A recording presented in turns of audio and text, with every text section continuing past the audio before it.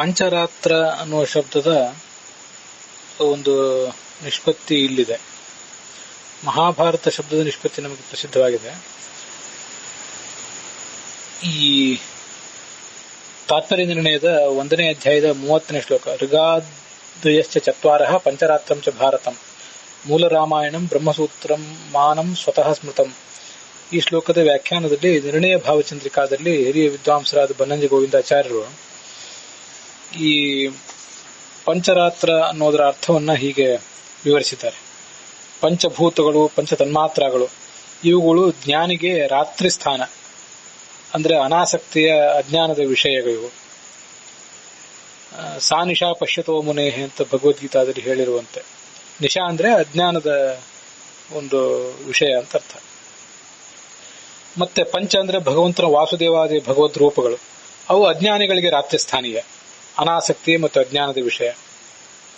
ಯಾನಿಶಾ ಸರ್ವಭೂತಾನಾಂ ಅಂತ ಭಗವದ್ಗೀತಾದಲ್ಲಿ ಹೇಳಿದಂತೆ.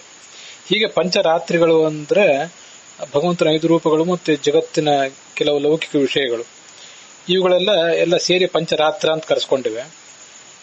ತಮಿಮಂ ವಿಷಯಂ ಆಗೂರ್ಯ ಕೃತಂ ತಂತ್ರಂ ಪಂಚರಾತ್ರಂ, ಇದು ಪಂಚರಾತ್ರ ಅನ್ನುವ ಹೆಸರಿನ ವಿವರಣ.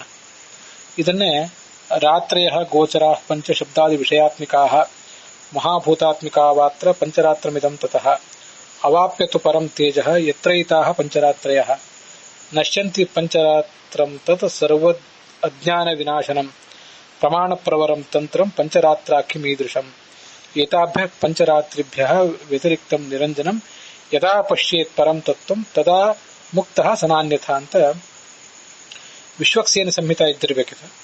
ಅದನ್ನ ಗೋವಿಂದಾಚಾರ್ಯ ಅಲ್ಲಿ ಉದ್ಧರಿಸಿದ್ದಾರೆ. ಹಾಗೆ ಪಂಚವಿಧವಾದ ಅಜ್ಞಾನವನ್ನ, ಅವಿದ್ಯಾ, ಮೋಹ, ಮಹಾಮೋಹ, ಅಂಧತಾ ಮಿಶ್ರ ಅಂತ ಹೀಗೆಲ್ಲ ಬರ್ತದಲ್ಲ, ಅದನ್ನ ರಾಯೇತಿ ನಾಶಪಡಿಸ್ತದಾದ್ರಿಂದ ಪಂಚರಾತ್ರ.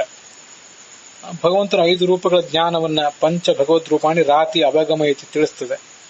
ಆದ್ರಿಂದಲೂ ಕೂಡ ಆ ಭಗವಂತನನ್ನ ಈ ಶಾಸ್ತ್ರಕ್ಕೆ ಪಂಚರಾತ್ರ ಅಂತ ಹೇಳ್ತಾರೆ. ಹೀಗೆ ರಾತ್ರಿ ಅಂದ್ರೆ ಅಜ್ಞಾನ ಅಥವಾ ಅನಾಸಕ್ತಿಯ ವಿಷಯ ಅಂತ ಅರ್ಥ.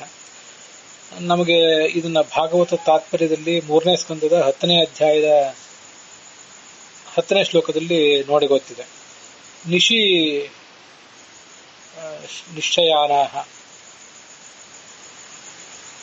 ನಿದ್ದೆ ಯಾವತ್ತೂ ಕೂಡ ಅಜ್ಞಾನದಲ್ಲಿ ಇರುವಂತಹವರು ಅಂತ ಒಂದು ಅಭಿಪ್ರಾಯಲ್ಲಿದೆ.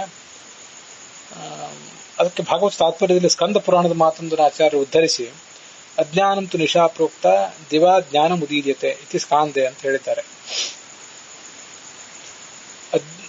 ನಿಶಾ ಅಂದ್ರೆ ಅಜ್ಞಾನ, ದಿವಾ ಅಂದ್ರೆ ಜ್ಞಾನ ಅಂತ ಅರ್ಥ. ಹೀಗೆ ನಿಶಾ ಅಥವಾ ರಾತ್ರಿ ಅಂದ್ರೆ ಅಜ್ಞಾನದ ಅನಾಸಕ್ತಿಯ ವಿಷಯ ಅಂತ ಅರ್ಥ.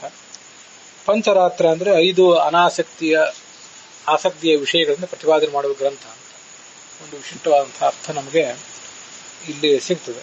ಇದು ಭಾಗವತ ತಾತ್ಪರ್ಯದ 3ನೇ ಸ್ಕಂದದ 10ನೇ ಅಧ್ಯಾಯದ 10ನೇ ಶ್ಲೋಕ. ಹಾಗೆ ತಾತ್ಪರ್ಯ ನಿರ್ಣಯದ 1ನೇ ಅಧ್ಯಾಯದ 30ನೇ ಶ್ಲೋಕದಲ್ಲಿ ಗೋವಿಂದಾಚಾರ್ಯರು ಉದ್ಧರಿಸಿರುವಂಥದ್ದು ಪಂಚರಾತ್ರ ಅನ್ನುವುದರ ಅರ್ಥ.